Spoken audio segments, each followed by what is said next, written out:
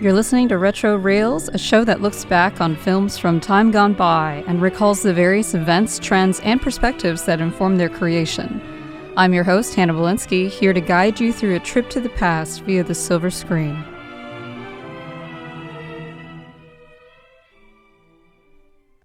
Sorry in advance for the quality of my voice this episode. It's that time of year again, I'm afraid, when every now and then I'll be just a little bit raspier than usual, trying to recover from some bug of the week.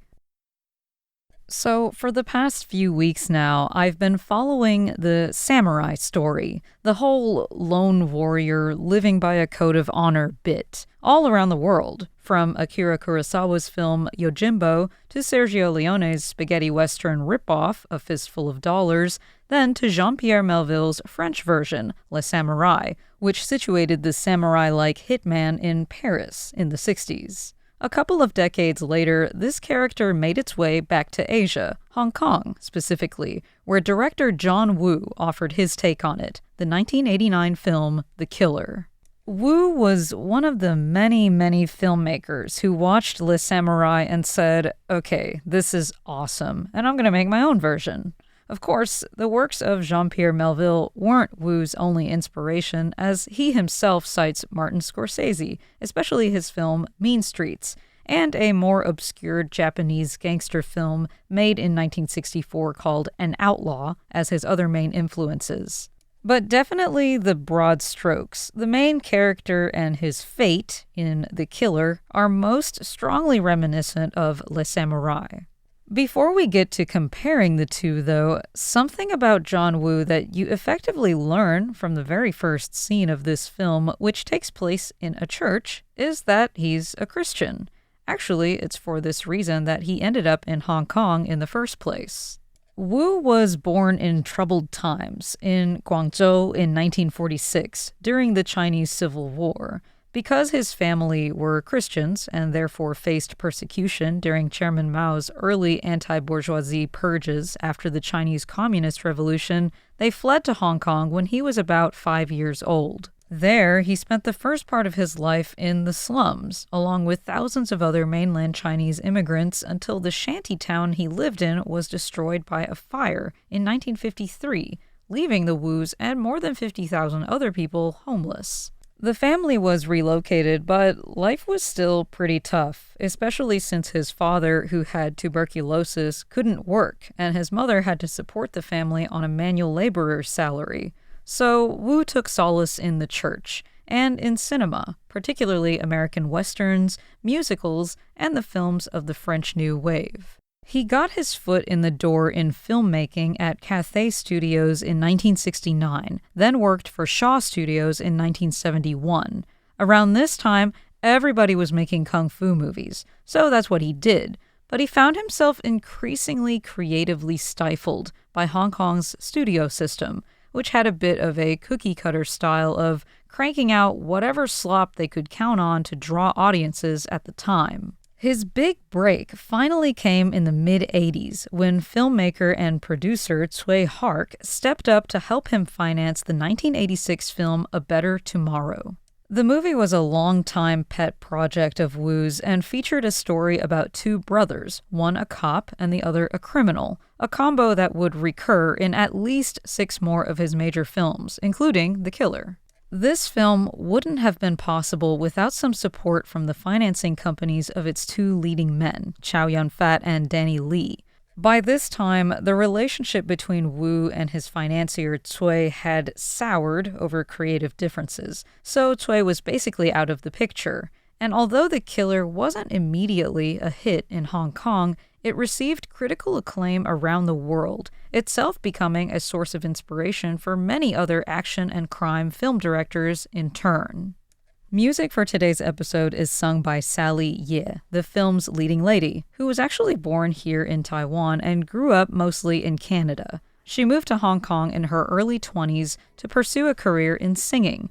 This makes her one of the earliest overseas Chinese celebrities to enter the entertainment industry in China during the 1980s and one of the few from an English-speaking country. Her film career never really took off, but I found her watchable enough in The Killer.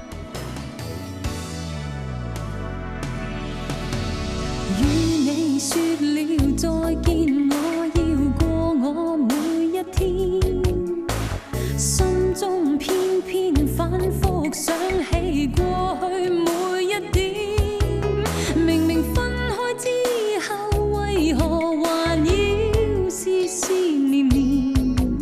不肯相信已步遠，還望轉身當即可相見眼前。你再見我，你再叫我與你再相戀，心中清楚，心中早知再愛更生酸。然而剪輯不斷，任誰來理都一樣亂。誰又要永遠？但求愛再算，縱使這一生只可以苦戀。原來對你愛得深，早已變了極端，難行理智去解開是情。原來每個女人都總有某個弱點，明明抗拒。 The film follows Atzong, named Jeff, in the English dub, a hitman who, much like Les Samourai's Jeff Costello, has the art of killing now down to a science.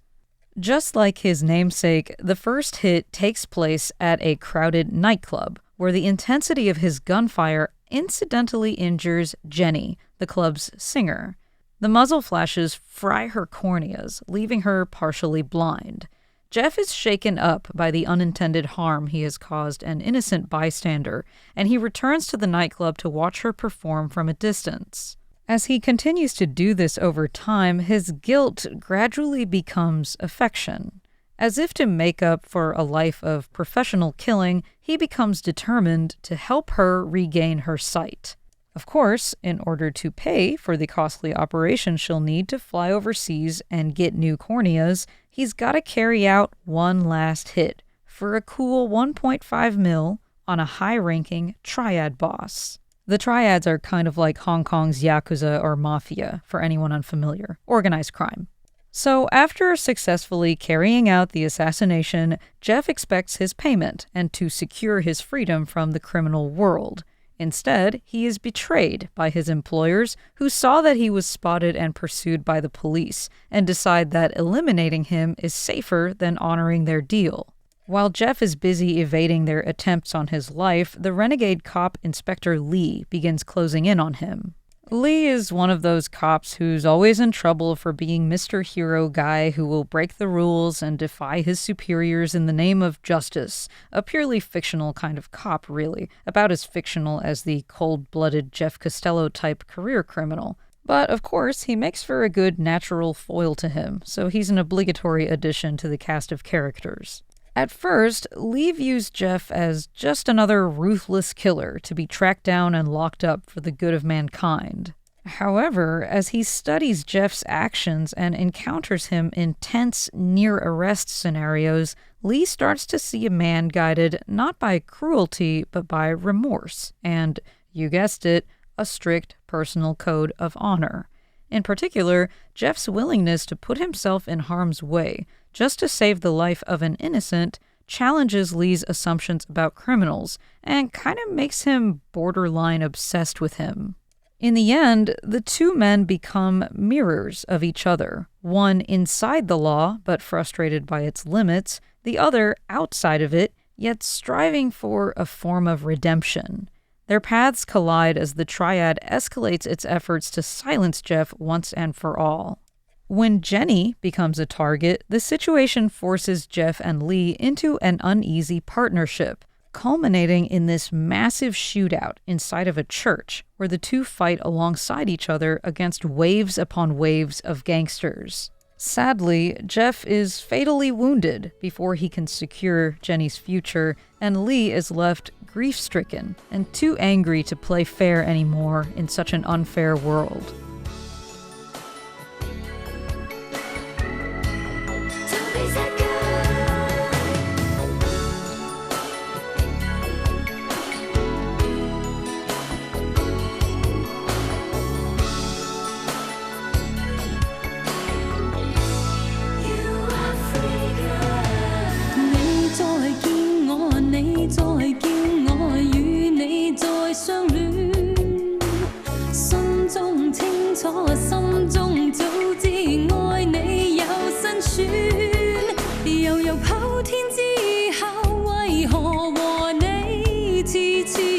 前，彷彿一切也在變，唯獨我心始終不懂說棄權。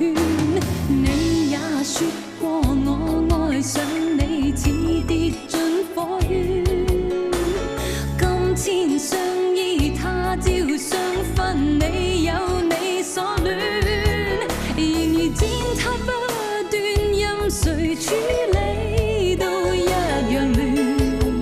誰又要永遠？但求愛再算，縱使一生都只可以苦戀。原來對你愛得深，早已變了極端。 Apart from the names of its protagonists, there are a lot of superficial similarities between The Killer and Les Samourai.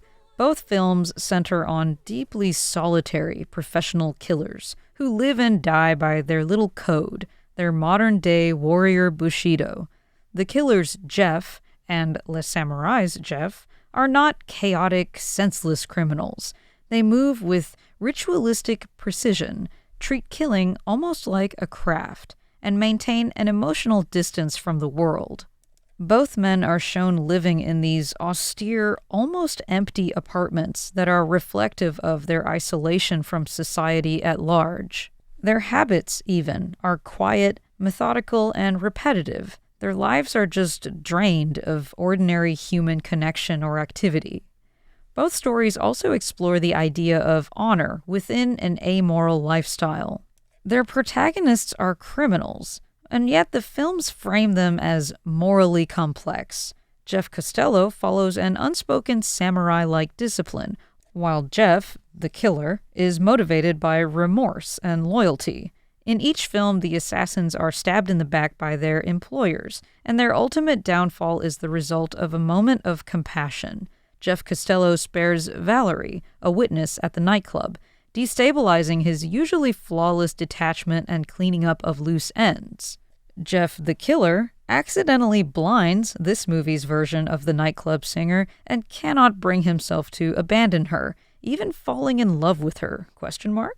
Mercy becomes their final undoing. Another shared element is the cat and mouse dynamic with law enforcement. The killers are pursued by persistent, intelligent police officers who gradually recognize something unusual, maybe even admirable in the man they are hunting. The relationship is built on tension, observation, and mutual respect rather than pure antagonism, and at the same time, they're pursued by their equally wily and dangerous former employers, so there's a sense of enemies closing in from all sides. And finally, each film ends in tragedy, with the killer accepting death almost as a final act of integrity. Their fates reinforce this idea that men who live by such codes can't survive in corrupt or indifferent worlds. They can try to escape, but in the end, there is really only one path that they can go down. Wu's version, however, manages to feel very, very different, despite all the things the narrative has in common with Les Samourai. He is a Christian, after all, not an existentialist Frenchman, and in fact, he almost went the way of ministry and probably would have just done that instead if the whole movie-making thing didn't work out for him. This Christian sensibility regularly appears in his work in the form of certain themes like redemption, the dual nature of morality, good and evil, and Christ-like sacrificing of oneself. And also it shows up in certain set pieces or motifs like churches, crosses, and doves. To be clear, The Killer is not a Christian movie. None of his movies are. They do, however, take on a certain Christian tone, a certain seriousness, totally devoid of humor or irony or cynicism, and it makes the way the stories play out feel almost biblical. By the end of the movie, when Jeff fails his mission to restore Jenny's eyesight, Wu quite literally takes an eye for an eye. But there's nothing tongue-in-cheek about it. He plays it as straight, as earnest as it gets. And in contrast to Melville's cold, detached minimalism, this film is highly stylistic in a way that just about verges on camp at moments.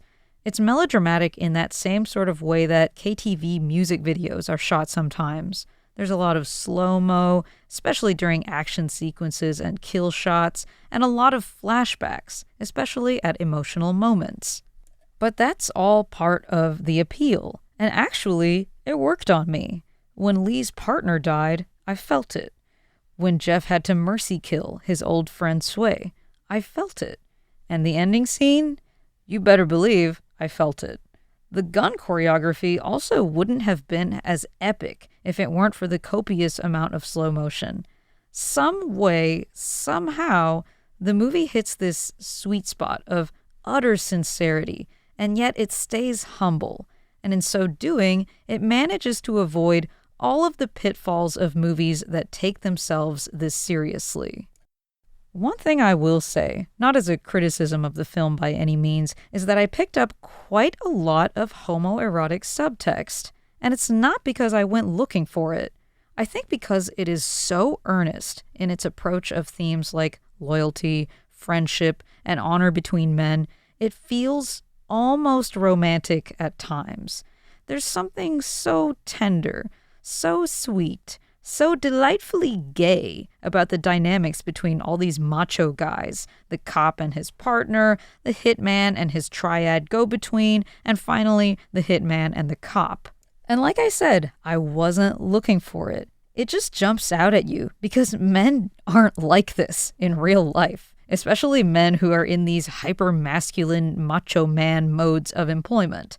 Certainly men can be friends, can have camaraderie, and show brotherly love and so forth, but it's just never so frank as it is depicted in The Killer. It enhanced the viewing experience for me, actually. I would love to believe in a world in which men could be as openly affectionate as they seem in this film. It's like this idealistic interpretation of what male friendships could be like if they didn't feel a need to perform masculinity or make jokes and just loved each other. What can I say? It's just really cute.